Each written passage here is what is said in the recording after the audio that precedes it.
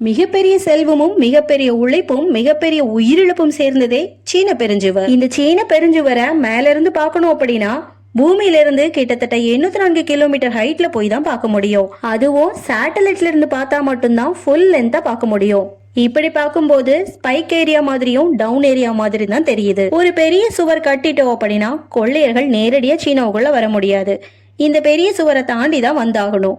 இப்படி சுவரை தாண்ட முயற்சிக்கும் போது அவங்கள அழிச்சிடலாம்னு நினைச்சு கட்டப்பட்டதுதான் சீன பெருஞ்சுவர். சீனர்களுக்கு அச்சுறுத்தலை கொடுத்த முக்கியமான எதிரிகள் யாருன்னு பாத்தீங்கன்னா அந்த காலகட்டத்துல மங்கோலியால வாழ்ந்த மலைவாழ் மக்களான நாமோடி ஹாஸ்மன். காலங்காலமா இவங்களோட முக்கியமான வேலையே சீனால போய் செல்வங்களை கொள்ளையடிக்கிறது தான்.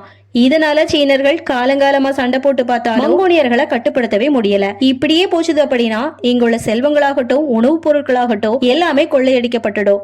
இதுக்கு முற்றுப்புள்ளி வைக்கணும் அப்படின்னு நினைச்ச சீனர்கள் சீன பெருஞ்சுவரை கட்டுனாங்க.